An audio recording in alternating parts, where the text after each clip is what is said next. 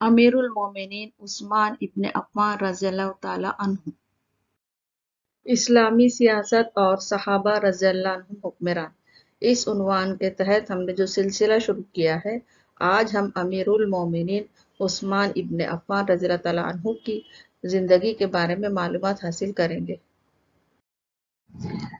खलीफा में जिन औसाफ का होना जरूरी है, जैसे सदक, शहीद, सालेह और जन्नत की बशारत पाने वाले औसाफ और फजाइल, इन बुजुर्गों में मौजूद थे।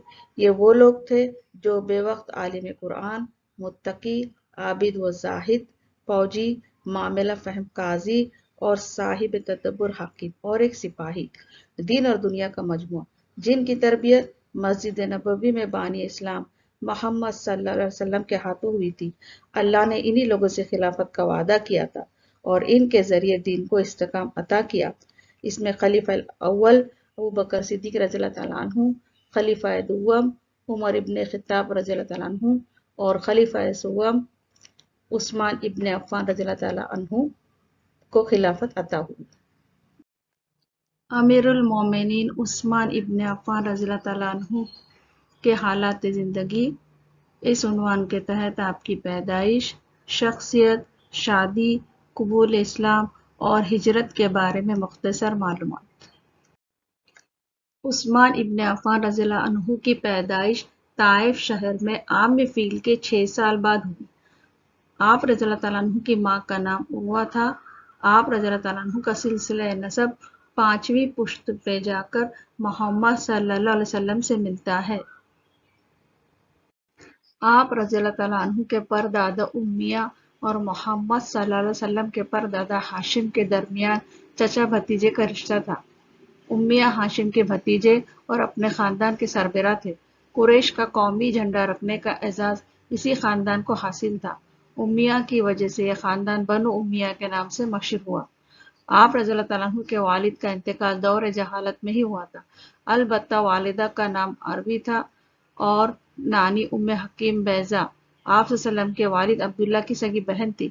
इस रिश्ते की वजह से आप रज़ियल्लाहु ताला अन्हु की वालिदा नबी सल्लल्लाहु अलैहि वसल्लम की फुफ्फीजाद बहन थी और आप रज़ियल्लाहु ताला अन्हु नबी सल्लल्लाहु अलैहि वसल्लम के भांजे थे। आप रज़ियल्लाहु ताला अन्हु की वालिदा ने इस्लाम कबूल किया था और उनका इंतकाल आप रज़ियल्लाहु ताला अन्हु की खिलाफत के दौर में हुआ। आप ताइफ में ही पलकर जवान हुए। कम उम्र से ही आप शर्मीले थे, शरीफ और पाकीज़ा तबीयत के मालिक थे। शराब व शबाब की महफिलों से दूर रहते, बुत परस्ती से दूर रहते थे। कभी रक्स व सुरूर की किसी महफिल में हिस्सा न लिया। बचपन से ही एक अच्छे खाते पीते घराने में आंख खोलने की वजह से बावजूद ऐश परस्ती की जिंदगी से कोसों दूर थे। आप रज़ियल्लाहु ताला के खानदानी बुजुर्ग उम्मिया बिन अब्दुल शम्स खानदानी उमरा में शुमार होते थे। उन्हीं की नस्ल से उमवी खलीफा थे। दौर जहालत से ही आप रज़ियल्लाहु ताला अन्हु में अच्छी आदतें मौजूद थी। आप रज़ियल्लाहु ताला अन्हु मक्के के उन चंद लोगों में शुमार थे जो लिखना पढ़ना जानते थे।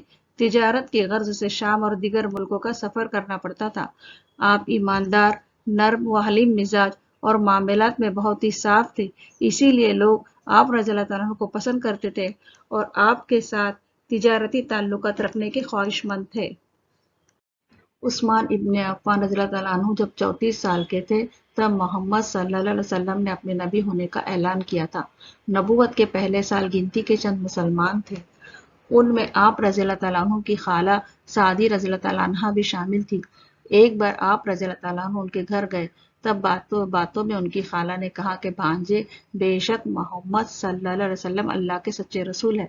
खाला की बातें सुनकर आप रज़ियल्लाहु ताला अन्हु का दिल मुतासिर हुआ और जब आप अपने दोस्त अबू बकर सिद्दीक रज़ियल्लाहु ताला अन्हु से मिले, तब उन्होंने आपको इस्लाम की दावत दी और उसी वक्त वहां पर मोहम्मद सल्लल्लाहु अलैहि वसल्लम आए और कहा कि उस्मान, अल्लाह की जन्नत कबूल कर, मैं तेरी और सारे आलम की हिदायत के लिए मबूस हुआ हूँ। ये सुनना था कि आप रज़ियल्लाहु ताला अन्हु ने कलमा शहादत पढ़कर उसी वक्त ईमान लाया। मर्दों में इस्लाम लाने वाले आप चौथे शख्स थे। आपसे पहले अबू बकर सिद्दीक रज़ियल्लाहु ताला अन्हु, अली रज़ियल्लाहु ताला अन्हु, ज़ैद इब्न हारिस रज़ियल्लाहु ताला अन्हु मुसलमान हो चुके थे।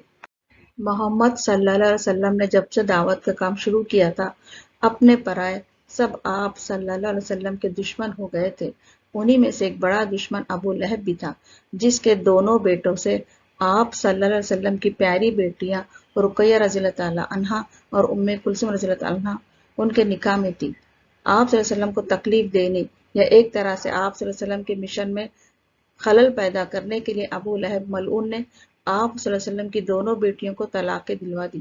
جب عثمان رضی اللہ تعالیٰ عنہ کو یہ بات پتہ چلی، تب آپ رضی اللہ تعالیٰ عنہ نے اپنا رشتہ دیا۔ آپ رضی اللہ تعالیٰ عنہ قریش کے شریف و خوبصورت نوجوان تھے، عادت اور اطوار میں بھی یکتا تھے۔ آپ صلی اللہ علیہ وسلم نے اس رشتے کو خوشی سے قبول کیا۔ ابو لہب نے آپ صلی اللہ علیہ وسلم کو پریشان کرنے کے لیے جو قدم اٹھایا تھا، وہ آپ صلی اللہ علیہ وسلم کے لیے راحت کا سبب بنا، اور اللہ تعالیٰ نے اس سے بہتر رشتہ عطا کیا، اور آپ رضی اللہ تعالیٰ عنہ پیغمبر کے داماد بن گئے۔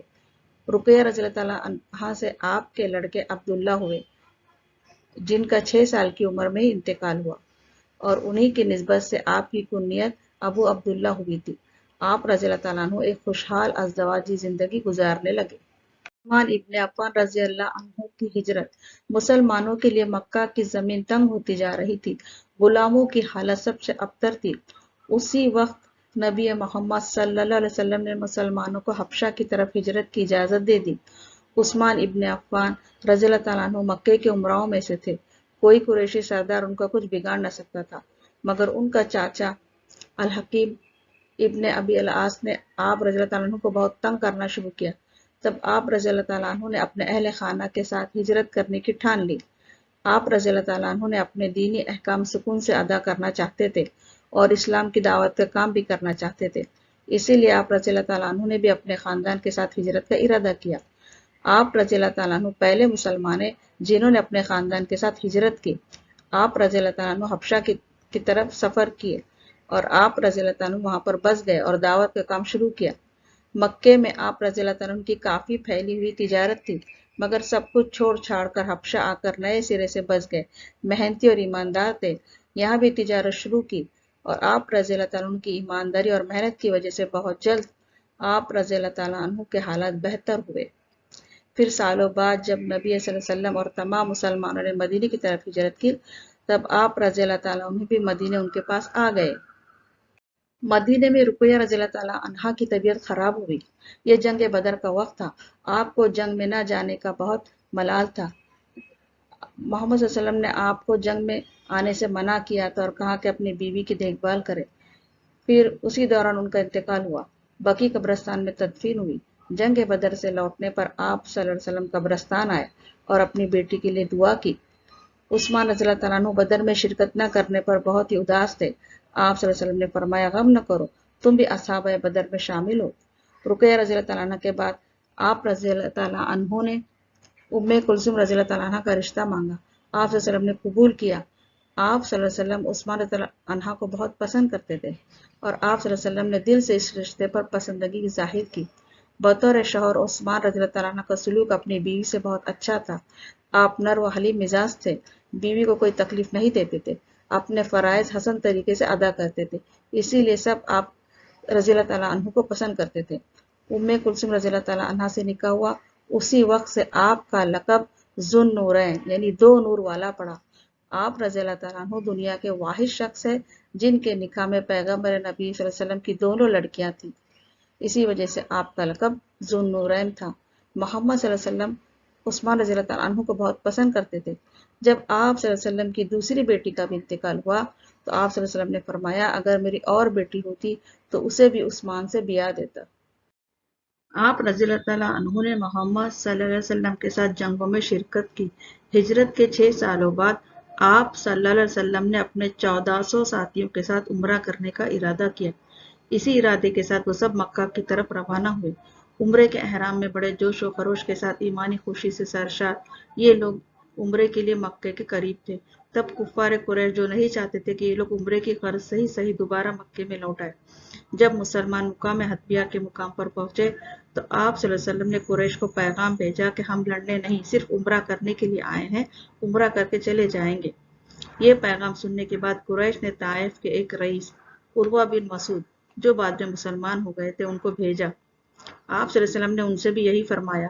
انہوں نے جب صحابہ کی آپ صلی اللہ علیہ وسلم پر جانثاری دیکھی تو جا کر قریش سے فرمایا کہ میں نے دنیا کے بڑے بڑے بادشاہوں کے دربار میں گیا ہوں، میں نے قیصر کا دبدبہ بھی دیکھا، کسریٰ کی شان بھی دیکھی، نجاشی کی سچائی اور ہیبت بھی میں نے اپنوں سے دیکھی ہے، لیکن جتنا عزت و احترام میں نے محمد صلی اللہ علیہ وسلم کو ان کے ساتھیوں کو کرتے دیکھا، کسی بادشاہ کی عزت ہوتے نہیں دیکھی۔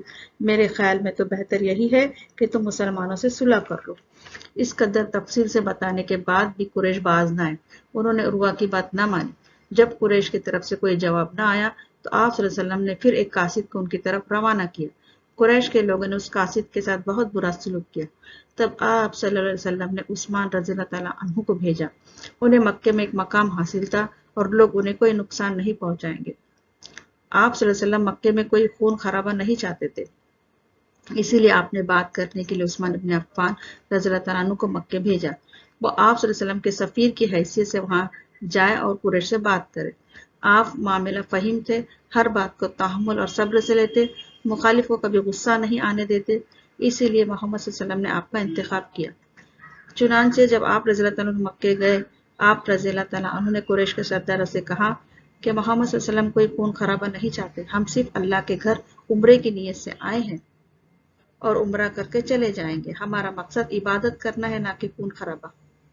انہوں نے آپ کی بات نہیں مانی اور کہا کہ آپ رضی اللہ تعالیٰ چاہے تو طواف کر سکتے ہیں، مگر آپ نے انکار کیا کہ جب تک محمد صلی اللہ علیہ وسلم کو یہ موقع نہیں ملتا تب تک میں بھی نہیں کروں گا۔ قریش نے ان کو قید کر لیا۔ یہاں یہ خبر پہنچی کہ عثمان ابن عفان شہید ہو گئے ہیں۔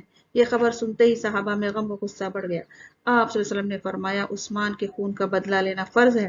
آپ صلی اللہ علیہ وسلم ایک درخت کے نیچے بیٹھ گئے اور وہاں موجود تمام افراد سے جانثاری کی بیعت لی، جو بیعت رضوان کے نام سے مشہور ہے۔ پھر آپ صلی اللہ علیہ وسلم نے اپنا ایک ہاتھ پر دوسرا ہاتھ رکھ کر فرمایا کہ عثمان کا ہاتھ ہے اور ان کی بھی بیعت لی۔ پھر عثمان رضی اللہ تعالیٰ عنہ خیر و عافیت سے لوٹ آئے، یہ دیکھ کر سب خوش ہوئے۔ کفار قریش نے مسلمانوں کا جوش و خروش دیکھا تو صلح پر آمادہ ہو گئے۔ کچھ شرطیں رکھی گئی۔ نمبر 1، طرفین میں سے 10 سال تک باہمی صلح رہے گی۔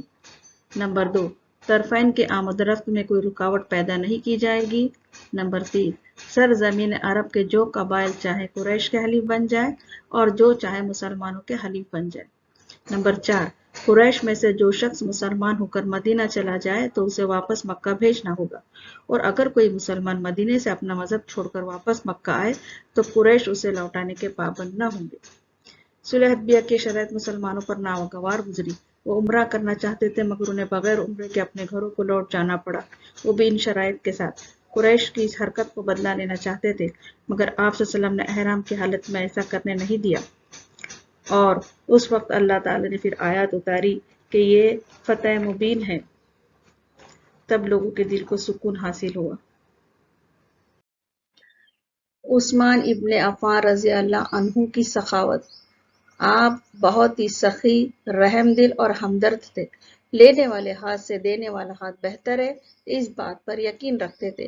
ہمیشہ محنت و ایمانداری سے جو بھی کماتے اس میں مسکین اور فقراء کا حق بھی دیتے تھے۔ مدینے کی سرزمین زرخیز تھی مگر یہاں پہ پینے کے لیے پانی کا فقدان تھا۔ جہاں سے بھی زمین کھود کر پانی نکالا جاتا وہ کھارا ہی نکلتا تھا۔ میٹھے پانی کا کنواں صرف ایک کنواں تھا، برروما، جو ایک یہودی کی ملکیت تھا۔ وہ کسی کو اس کنویں سے مفت پانی لینے نہیں دیتا تھا۔ جب مسلمان ہجرت کر کے مدینہ پہنچے تو انہیں بھی اس سنگین صورتحال کا سامنا کرنا پڑا۔ یہودی بہت مہنگے داموں میں پانی فروخت کرتا تھا جسے خریدنا ہر ایک کے بس کی بات نہ تھی۔ لوگوں نے محمد صلی اللہ علیہ وسلم سے اس بات کی شکایت کی اور آپ صلی اللہ علیہ وسلم نے اعلان کیا کہ جو شخص اس کنویں کو خرید کر مسلمانوں کے لیے پانی عام کرے گا اس کے لیے جنت ہے۔ یہ بات سنتے ہی جو صحابی اسی وقت اٹھ کر کھڑے ہوئے وہ عثمان ابن عفان رضی اللہ عنہ تھے۔ عثمان رضی اللہ تعالیٰ عنہ نے یہودی سے کنواں خریدنے کی بات کی۔ یہودی نے حیرت سے اس نوجوان کو دیکھا جو مدینے کا باشندہ نہیں لگ رہا تھا، کیونکہ مدینے کا ہر شخص جانتا تھا کہ یہ کنواں یہودی کے لیے کاروباری لحاظ سے بہت مفید ہے اور وہ اسے کبھی بھی فروخت نہیں کرے گا۔ یہودی نے فروخت کرنے سے انکار کیا۔ آپ نے اسے دگنی رقم دینے کا وعدہ کیا، وہ پھر بھی نہ مانا۔ آپ نے اور رقم بڑھائی اور یہودی اس بات پر تیار ہوا کہ وہ آدھا خوا فروخت کرے گا، یعنی ایک دن عثمان رضی اللہ تعالیٰ عنہ کا ہوگا اور ایک دن یہودی کا۔ آپ نے خرید کر اسے مسلمانوں کے لیے وقف کر دیا۔ جس دن آپ رضی اللہ تعالیٰ عنہ کی باری ہوتی، مسلمان تو مسلمان غیر مسلم بھی اس کنویں سے پانی بھر لیتے تھے، اور جس دن یہودی کی باری ہوتی کوئی بھی اس سے پانی لینے کے لیے نہ آتا۔ اس صورتحال سے پریشان ہو کر اس نے آپ سے مزید 8,000 درہم لے کر تمام کنواں بیچ دیا۔ آپ رضی اللہ تعالیٰ عنہ نے اسے مسلمانوں کے لیے وقف کر دیا۔ اب کوئی بھی اس کنویں سے پانی بھر سکتا تھا، چاہے مسلم ہو یا غیر مسلم۔ لوگوں کو پانی کی تکلیف دور کرنے پر آپ رضی اللہ تعالیٰ عنہ نے جنت خریدی۔ بڑھتی ہوئی مسلمانوں کی آبادی کے پیش نظر محمد صلی اللہ علیہ وسلم چاہتے تھے کہ مسجد نبوی کی توسیع کی جائے۔ آپ صلی اللہ علیہ وسلم نے کہا کہ کون ہے جو اس کے آس پاس کے گھر خرید کر وہ جگہ مسجد کے لیے وقف کر دیے۔ آپ رضی اللہ تعالیٰ عنہ اسی وقت تیار ہوئے۔ آپ نے آس پاس کے گھر خرید کر وہ زمین مسجد نبوی کے لیے وقف کر دی اور بڑے پیمانے پر مسجد نبوی کی توسیع ہوئی۔ آپ صلی اللہ علیہ وسلم نے خوش ہو کر عثمان رضی اللہ تعالیٰ عنہ کو جنت میں گھر کی بشارت دی۔ ایک بار ابو بکر صدیق رضی اللہ تعالیٰ عنہ کی خلافت کے زمانے میں قحط پڑا اور لوگ اناج کو ترسنے لگے۔ آپ عثمان رضی اللہ تعالیٰ عنہ شام سے اپنا مال تجارت جو 100 اونٹوں پر مبنی تھا لے کر لوٹے۔ اسی وقت مدینے کے تاجر آپ رضی اللہ تعالیٰ عنہ کے پاس حاضر ہوئے اور مال کو خریدنے کی خواہش ظاہر کی، مگر عثمان رضی اللہ تعالیٰ عنہ نے فروخت کرنے سے انکار کیا۔ انہیں لگا کہ یہ لوگ زیادہ دام لے کر لوگوں کو بیچیں گے۔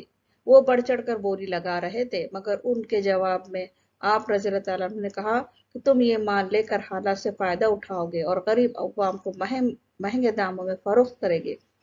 آپ رضی اللہ تعالیٰ عنہ نے اپنا دنیا کا فائدہ دیکھنے کی بجائے آخرت کا فائدہ دیکھا اور وہ تمام سامان غریب عوام میں مفت تقسیم کیا۔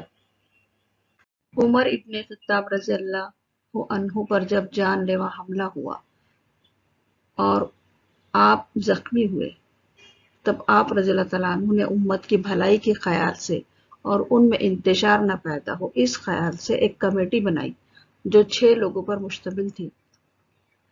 ان کا کام تھا کہ آپسی ووٹ کے ذریعے نئے خلیفہ کو نامزد کرنا۔ اس کمیٹی کے باہمی مشورے سے عثمان ابن عفان رضی اللہ تعالیٰ عنہ کا نام لیا گیا اور آپ مسلمانوں کے تیسرے خلیفہ ہوئے۔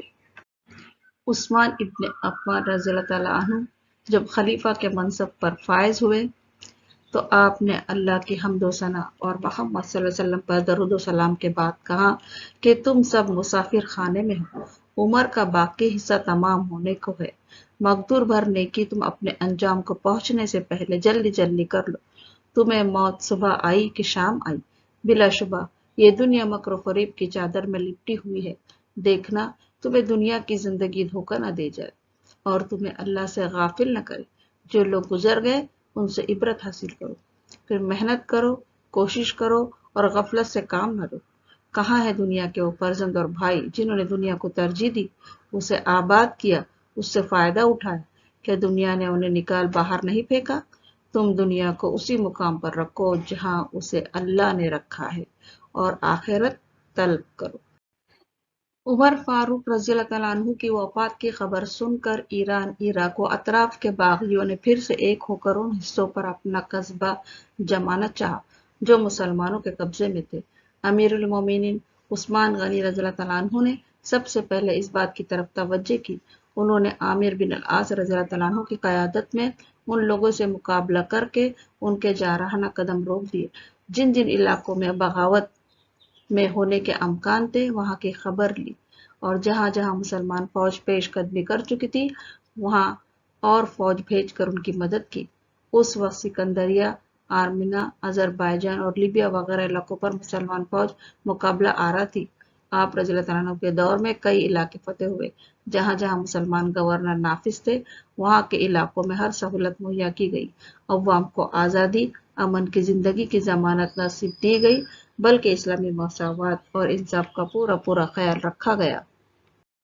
آپ نے اپنے افسران اور گورنروں پر نظر رکھی، خراج وصول کرنے والے افسران کو چٹھی لکھی کہ وفاداری لازم پکڑنا، کسی یتیم اور ذمہ پر ظلم نہ کرنا، ورنہ اللہ ان کا دشمن ہوگا جس نے ان پر ظلم کیا۔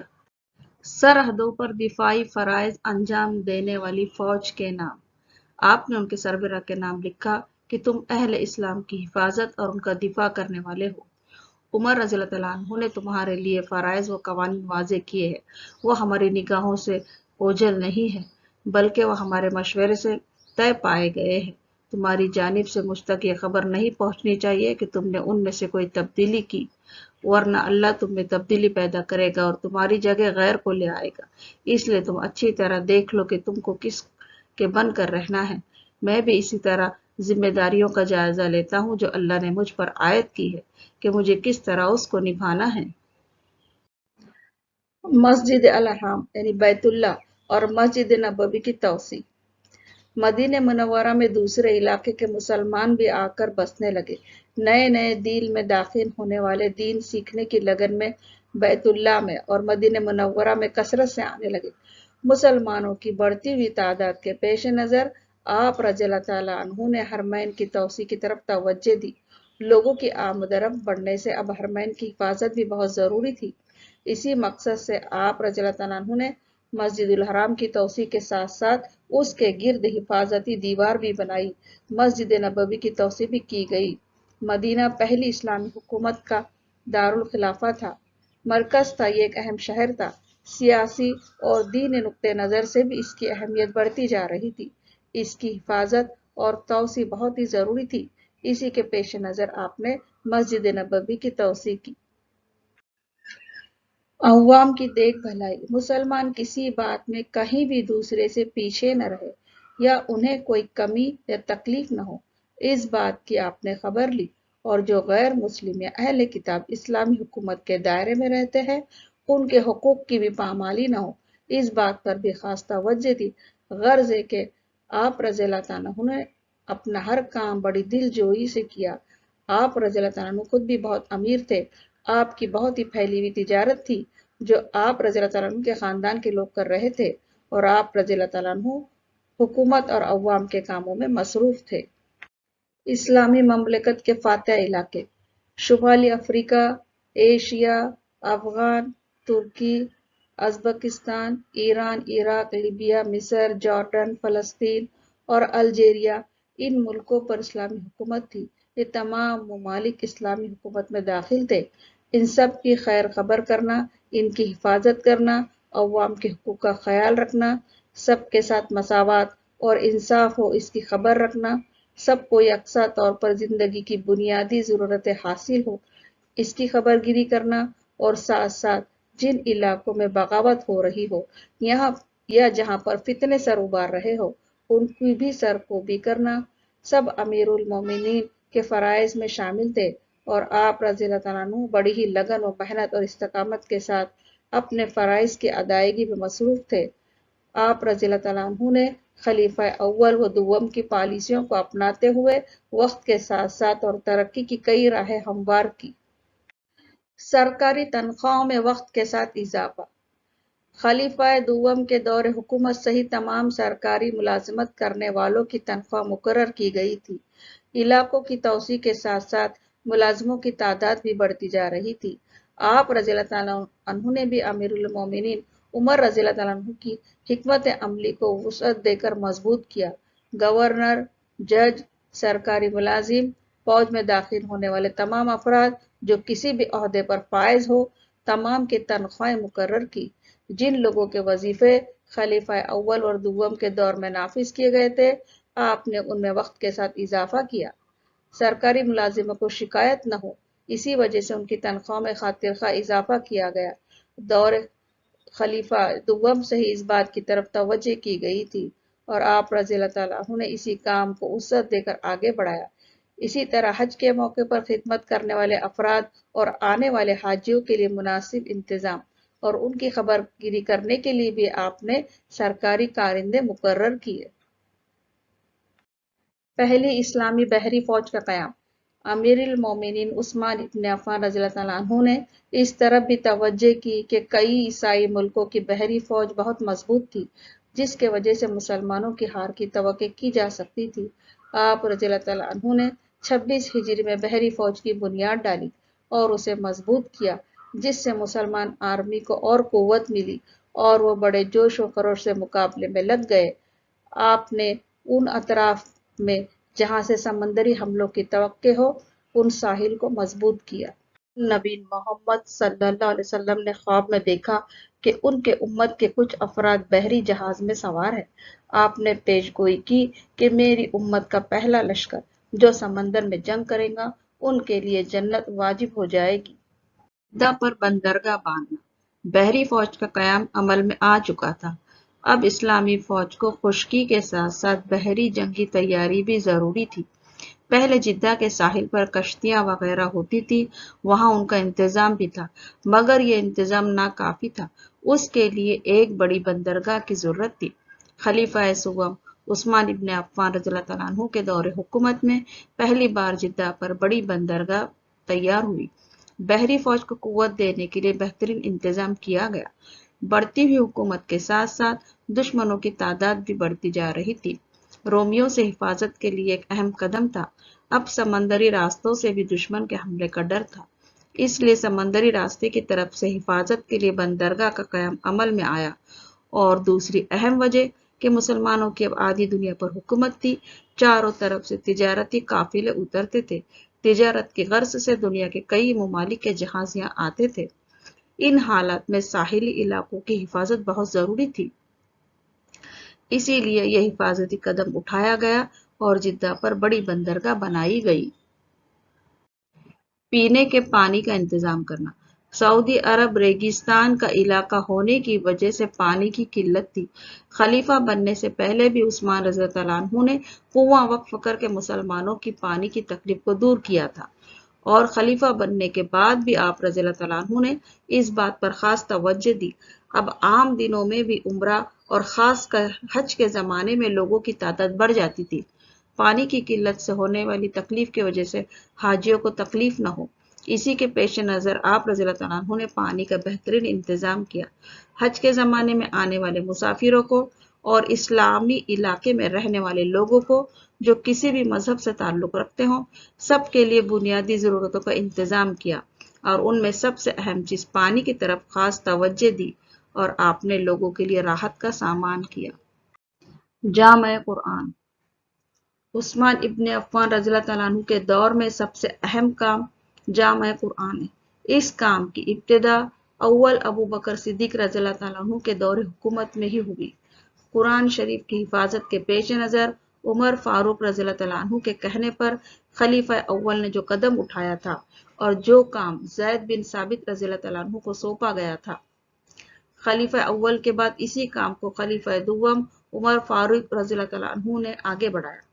خلیفہ دوم کی وفات کے بعد خلیفہ سوم عثمان ابن عفان نے اس کام پر توجہ دے کر جو نسخہ زید بن ثابت رضی اللہ تعالیٰ عنہ نے جمع کر کے ام المومنین حفصہ رضی اللہ تعالیٰ عنہ کے پاس رکھا تھا، آپ رضی اللہ تعالیٰ عنہ نے اسے لے کر تمام عالم فاضل اصحابہ رضی اللہ عنہ کی رائے مشورے سے جو مکمل اور اہم نسخہ تھا، اس کی کئی کاپیاں بنا کر ان اسلامی ملکوں میں بھیج دیا جہاں مسلمانوں کو قرآن سیکھنے اور سکھانے کے لیے پریشانی ہو رہی تھی، اور اللہ کے کلام کو اللہ کے حکم سے محفوظ کر دیا۔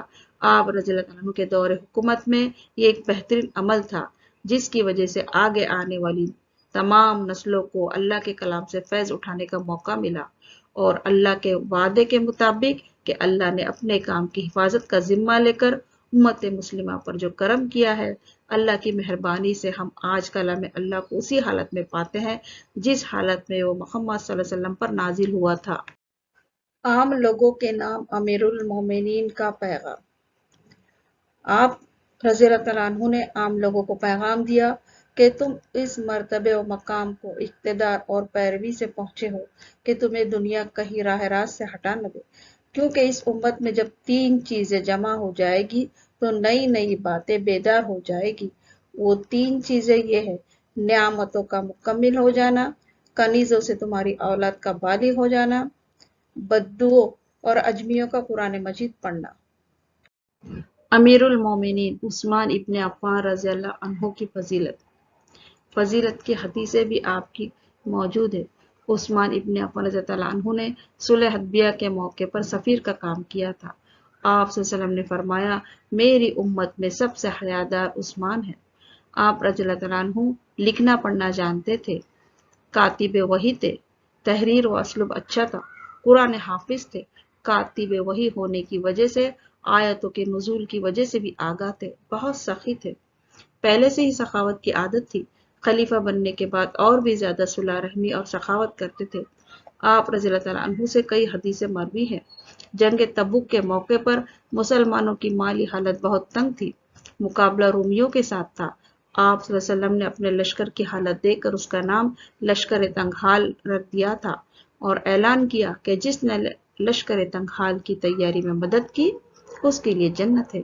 یہ اعلان سنتے ہی سخی عثمان رضی اللہ عنہ نے جب 1000 اونٹ، 70 گھوڑے، 70,000 درہم، 700 اونس چاندی اور 1000 نقد کے علاوہ کافی مقدار میں اناج لا کر محمد صلی اللہ علیہ وسلم کی خدمت اقدس میں پیش کیا، آپ صلی اللہ علیہ وسلم نے دیکھ کر بڑی خوشی کے انداز میں دعا کی کہ عثمان، اللہ تیری پوشیدہ، اعلانی اور قیامت تک ہونے والی غلطیوں کو معاف کر دے۔ پھر ارشاد فرمایا کہ آج کے بعد کوئی عمل بھی عثمان کو کوئی نقصان نہیں دے گا۔ بارگاہ نبوت سے ایک ایسا اعزازی تمغہ تھا جو پوری امت میں عثمان ابن عفان کو ہی عطا ہوا تھا۔ فرمان نبی صلی اللہ علیہ وسلم ہے کہ کیا میں اس شخص سے حیا نہ کروں جس سے فرشتے حیا کرتے ہیں۔ محمد صلی اللہ علیہ وسلم نے فرمایا، الہی میں عثمان سے راضی ہوں، تو بھی اس سے راضی ہو جا، عثمان کو آج کے بعد کوئی عمل بھی نقصان نہیں دے گا۔ امیر المومنین عثمان ابن عفان کے اقوال۔ آپ نے فرمایا کہ بلا شبہ اللہ نے حکمرانوں کو یہ حکم دیا کہ وہ رعایا کے نگراں بنے۔ ان کے پیشرو مال جمع کرنے والے نہ تھے۔ اس امت کے پہلے لوگ نگراں و پاسباں بنا کر پیدا کیے گئے، وہ مال جمع کرنے والے نہ تھے، لیکن عنقریب تمہارے حکمران مال و دولت جمع کرنے والے بن جائیں گے، پھر وہ نگراں اور پاسباں نہیں رہیں گے۔ خبردار، عدل و انصاف پر مبنی کردار یہ ہے کہ تمام مسلمانوں کو بنظر غائب جائزہ لو، ان کے حقوق ادا کرو، ان سے واجبات وصول کرو، پھر ذمیوں کی طرف توجہ کرو، ان کے حقوق ادا کرو اور ان سے واجبات وصول کرو، پھر جب اپنے دشمن سے کوئی معاہدہ کرتے ہو تو اس کے لیے وفا کے دروازے کھول دو۔ فتنوں کا وبال۔ سمندر کے جھاگ کی طرح فتنے ابل گئے تھے۔ مسلمانوں کی بڑھتی ہوئی حکومت اور تعداد غیروں کے لیے ایک سوالیہ نشان بنتی جا رہی تھی۔ جو بڑی بڑی حکومتیں تھیں جن کا نام و نشان بھی باقی نہ تھا، وہ اپنی پہلی حالت کو دوبارہ قائم کرنے کے جتن میں لگی ہوئی تھی۔ میدان جنگ میں وہ مسلمان کے سامنے کھڑے رہنے کی جرات نہیں کر سکتے تھے، اسی لیے انہوں نے مسلمانوں کی جڑوں کو کمزور کرنے کے لیے دوسرا طریقہ اپنایا۔ یہودیوں کے پہلے سے رائج طریقے منافقت میں مجوسیوں کی عیاری بھی شامل ہوئی اور یہ کام نئی چالوں کے ساتھ آگے بڑھا۔ عبداللہ بن سبا منافق جو اس گروہ کا سردار تھا اور جس نے عوام اور خلیفہ کے درمیان غلط فہمی کے انبار کھڑے کیے تھے، خلیفہ کے مقرر کردہ گورنروں کے خلاف عوام کو بھڑکانے کا کام تیزی سے شروع ہوا۔ ان کی جھوٹی شکایتیں خلیفہ کو لگائی گئی اور دوسری طرف گورنروں کے لیے بھی طرح طرح کی پریشانیاں کھڑی کرتے تھے، جس کی وجہ سے یہ صورتحال ہوئی کہ گورنروں کو ایک طرف خلیفہ کی جواب دہی کا ڈر تھا تو دوسری طرف عوام کی طرف سے بیزاری اور بغاوت کا ڈر بھی بڑھتا جا رہا تھا، اور جو عام لوگ ان کے کارناموں سے ناواقف تھے انہیں بددل کیا گیا کہ ان کے ساتھ انصاف نہیں ہو رہا ہے۔ خلیفہ کو کئی گورنروں کی تبدیل کرنے پر مجبور کیا گیا۔ گورنروں کے تبادلے کی وجہ سے کچھ لوگ خلیفہ سے بدظن ہوئے۔ اسی طرح کئی طرح کی جھوٹی شکایتیں خلیفہ سوم رضی اللہ عنہ کے خلاف لگائی گئی اور بڑے پیمانے پر ان کا پروپیگنڈا کیا گیا، اور عثمان غنی رضی اللہ عنہ کو خلافت چھوڑنے پر لوگ مجبور کرنے لگے۔ یہ باغی گروہ مدینہ میں پہنچ کر کھلی طور پر آپ رضی اللہ عنہ کی مخالفت پر اتر آیا۔ آپ رضی اللہ عنہ نے ان کی شکایت سن کر اپنے گورنروں کو بلا کر تحقیق کی، پتہ چلا کہ تمام باتیں من گھڑت ہے۔ آپ رضی اللہ عنہ نے ان لوگوں کو اطمینان دلانے کی کوشش کی، مگر وہ لوگ امن کے ارادے سے تو آئے نہیں تھے، ان کا خاص مقصد ہی مدینے میں انتشار پھیلانا اور لوگوں کو بددل کرنا تھا، اسی لیے وہ کسی بھی قسم کے تعاون پر تیار نہ ہوئے۔ آپ رضی اللہ عنہ کی نرمی کا فائدہ اٹھا کر انہوں نے اپنا رویہ اور سخت کیا۔ جب انہوں نے دیکھا کہ عثمان ابن عفان رضی اللہ عنہ اپنے معاملے میں مسلمانوں کو اور نہ مسلم فوج کو شامل کر رہے ہیں، یہ دیکھ کر ان کے حوصلے اور بڑھ گئے اور انہوں نے آپ رضی اللہ عنہ کے گھر کا محاصرہ کیا۔ خلیفہ سوم امیر المومنین عثمان غنی رضی اللہ عنہ کے گھر کا محاصرہ۔ سبائی گروہ کی ہمت بڑھ گئی تھی جب انہوں نے دیکھا کہ خلیفہ وقت ہوتے ہوئے بھی عثمان رضی اللہ عنہ اپنی کسی بھی طاقت کا استعمال نہیں کر رہے ہیں۔ آپ رضی اللہ عنہ اس وقت دنیا کے ایک بہت بڑے علاقے پر حکومت کرتے تھے۔ آپ پر جاں نثار ہونے والی اسلامی فوج حاضر تھی جس کی طاقت کا سوچ کر ہی دشمن تھر تھر کانپتا تھا، مگر آپ رضی اللہ عنہ وہ ہستی تھے جو عشر مبشرہ میں شامل تھے، رسول اللہ صلی اللہ علیہ وسلم کے داماد اور خلیفہ دوم کے بعد امت میں سب سے اہم بزرگ اور مومن، یہ آپ کی شان تھی۔ آپ رضی اللہ تعالیٰ عنہ نے اپنی کسی بھی حیثیت کو منوانے کی بجائے اسے یکسر رد کر دیا اور تنہا ایک عام انسان کی طرح دشمنوں کے رحم و کرم پر اپنے آپ کو چھوڑ دیا، کیونکہ آپ رضی اللہ تعالیٰ عنہ اس صورتحال کو مناجب اللہ گرانتے تھے۔ اسی وجہ سے باغیوں کے حوصلے بڑھ گئے۔ آپ مدینے میں کوئی شور شرابہ اور خون خرابہ نہیں چاہتے تھے۔ مدینہ پہنچ کر اس باغی گروہ نے خلیفہ سوم کے گھر کا محاصرہ کیا۔ مسلمانوں نے اس بات پر ان کی مخالفت کرنی چاہی، مگر آپ رضی اللہ تعالیٰ عنہ نے منع کیا۔ آپ رضی اللہ تعالیٰ عنہ نے کہا کہ میں ان کی شکایت سن کر جواب دوں گا، کوئی درمیان میں نہ آئے۔ اس بات سے باغیوں کے حوصلے اور بڑھ گئے اور انہوں نے اپنا گھیرا تنگ کیا، یہاں تک کہ جو کنواں آپ رضی اللہ تعالیٰ عنہ نے خرید کر مسلمانوں کے لیے وقف کر دیا تھا، اس کنویں کا پانی تک آپ رضی اللہ تعالیٰ عنہ کو دینے پر پابندی لگائی۔ یہ صورتحال سب کے لیے تشویشناک تھی، مگر وہ سب لوگ خلیفہ رضی اللہ تعالیٰ عنہ کی اجازت کے بغیر کوئی قدم نہیں اٹھا سکتے تھے۔ صحابہ رضی اللہ عنہ چاہتے تھے کہ آپ رضی اللہ تعالیٰ عنہ ان باغیوں کی اچھی خبر لے، مگر آپ رضی اللہ تعالیٰ عنہ مدینے میں کسی بھی قسم کا خون خرابہ نہیں چاہتے تھے۔ آپ کا کہنا تھا کہ انہیں مجھ سے شکایت ہے تو مجھے ہی نپٹنے دو، اس میں امت مسلمہ یا فوج کو شامل کر کے مسلمانوں کے آپس میں کسی بھی قسم کے فساد کی ابتدا نہیں کرنا چاہتا تھا۔ محمد صلی اللہ علیہ وسلم نے آپ رضی اللہ عنہ کو اس کی پیش گوئی کی تھی کہ آخری ایام میں تمہیں صبر کے ساتھ شہید ہونا پڑے گا۔ آپ رضی اللہ عنہ کا کہنا تھا کہ میں صبر کے ساتھ شہید ہو جاؤں گا اور اپنے نبی صلی اللہ علیہ وسلم کی بات پر عمل کروں گا۔ خلیفہ سوم امیر المومنین عثمان غنی رضی اللہ تعالیٰ عنہ کی شہادت۔ گھر کے محاصرہ کرنے کی وجہ سے کوئی آپ کے گھر نہیں جا سکتا تھا اور نہ اندر سے کوئی باہر آ سکتا تھا۔ گھر میں کھانے پینے کا سامان ختم ہو چکا تھا۔ آپ رضی اللہ تعالیٰ عنہ صبر استقلال کی مثال بنے خاموش تھے۔ آپ رضی اللہ تعالیٰ عنہ چاہتے تو اپنے ملازموں کے ذریعے انہیں وہی موت کے گھاٹ اتار دیتے۔ آپ رضی اللہ تعالیٰ عنہ کوئی عام آدمی نہ تھے، خلیفہ وقت تھے جن کی آدھی دنیا پر حکومت تھی، اور خلیفہ کا رتبہ پانے کے پہلے سے ہی آپ رضی اللہ تعالیٰ عنہ کے کئی ملازم تھے۔ پہلے سے آپ کا شمار کامیاب تاجروں میں ہوتا تھا۔ آپ رضی اللہ تعالیٰ عنہ کی سخاوت، رحم دلی لوگوں کے دل میں موجود تھی، مگر آپ رضی اللہ تعالیٰ عنہ نے اپنی کسی بھی حیثیت کو بروئے کار نہ لا کر اپنے آپ کو اللہ کے اور حالات کے رحم و کرم پر چھوڑ دیا۔ آپ رضی اللہ تعالیٰ عنہ ہر وقت قرآن پاک کی تلاوت میں مصروف رہتے۔ ایک صبح جب آپ رضی اللہ تعالیٰ عنہ قرآن پاک کی تلاوت کر رہے تھے، باغیوں نے آپ پر حملہ کر دیا۔ اس وقت آپ سورہ البقرہ کی تلاوت کر رہے تھے۔ آپ رضی اللہ تعالیٰ عنہ کے خون کے قطرے اللہ کے کلام پر بطور آپ کی سعادت مندی اور فرما برداری کے گواہ بن کر بکھر گئے۔ 18 ذی الحجہ 35 ہجری 17 جولائی 656 جمعہ کے دن 82 سال کی عمر میں عثمان ابن عفان رضی اللہ عنہ کی شہادت ہوئی۔ مسلمانوں کے لیے ایک بہت بڑا دکھ تھا۔ فتنوں نے ان کا راستہ مشکل کر دیا تھا۔ غم سے وہ دوہرے ہو گئے۔ زبیر ابن عمر رضی اللہ عنہ نے آپ رضی اللہ عنہ کی نماز جنازہ پڑھائی۔ اللہ آپ پر رحمت و برکتوں کی بارش کرے۔ آپ رضی اللہ عنہ نے خلیفہ دوم عمر ابن خطاب رضی اللہ عنہ کے بعد اسلامی حکومت کی توثیق کی اور اس بڑے علاقے پر منحصر حکومت میں عوام و خاص، مسلم یا غیر مسلم، ہر ایک کی ضرورتوں کا خیال کیا اور انہیں ایک پرامن ماحول دیا۔ عثمان ابن عفان رضی اللہ عنہ کی زندگی پر ایک نظر۔ نام عثمان لقب ذوالنورین اور غنی، خاندان بنو امیہ، پیدائش سال فیل کے 6 سال بعد طائف میں ہوئی، شخصیت نرم مزاج، شرمیلے، سخی اور محنتی تھے۔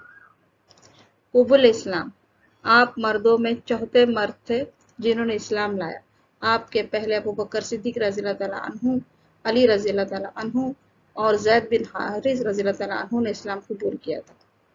ہجرت، آپ نے اپنے خاندان کے ساتھ 2 مرتبہ ہجرت کی، پہلی حبشہ کی طرف، دوسری مدینے کی طرف۔ غزوہ، تمام غزوات پہ آپ نے شرکت کی، بیعت رضوان اور صلح حدیبیہ میں ایک اہم کردار نبھایا۔ خلافت، آپ کی خلافت 11 سال تھی۔ شہادت 35 ہجری میں آپ شہید ہوئے۔ آپ کے قاتل باغی صباحی گروہ تھے۔ 11 سال کی خلافت میں اہم کارنامے: گورنروں و تمام افسران کی تنخواہ میں اضافہ کیا، حج کے دوران اور حرم کی حفاظت کے لیے ملازموں کا تقرر کیا، عہد فاروقی میں تقرر کردہ افسر خزانہ، پولیس افسر، قاضی، جج و فوجی افسر تمام عہدوں کو وسعت دی، سعودی عرب میں پانی کا انتظام کیا۔ آپ جامع قرآن کہلاتے ہیں۔ آپ نے قرآن کا ایک نسخہ جو جمع کیا گیا تھا اس کے 4-5 نسخے نکال کر تمام ملکوں میں پھیلا دیے۔ توسیع حرمین، آپ نے بیت اللہ اور مسجد نبوی کی توسیع کی۔ بحری فوج کا قیام آپ کی خلافت میں سب سے پہلے عمل میں آیا۔ آپ نے جدہ پر بندرگاہ باندھا۔ آپ نے کئی نئے شہر بسائے۔ عوام کو مذہبی عقیدے کی آزادی تھی۔ عوام و خواص کے بنیادی ضرورتوں کا انتظام کیا گیا۔ خشکی و سمندری سفر کے لیے شہروں کو جوڑنے والے راستوں میں اضافہ کیا۔ شہروں میں فوجی چھانیوں میں اضافہ ہوا۔ فاتح علاقے سکندریہ، آرمینا، آذربائیجان، لیبیا، مراکش، خراسان، طبرستان، جزیرہ قبرص، جزیرہ رہوڈس و کابل، ایشیا کے دیگر علاقے۔ امیر المومنین عثمان ابن عفان رضی اللہ تعالیٰ عنہ کی خلافت 24 ہجری سے تو 35 ہجری تک 11 سال تھی۔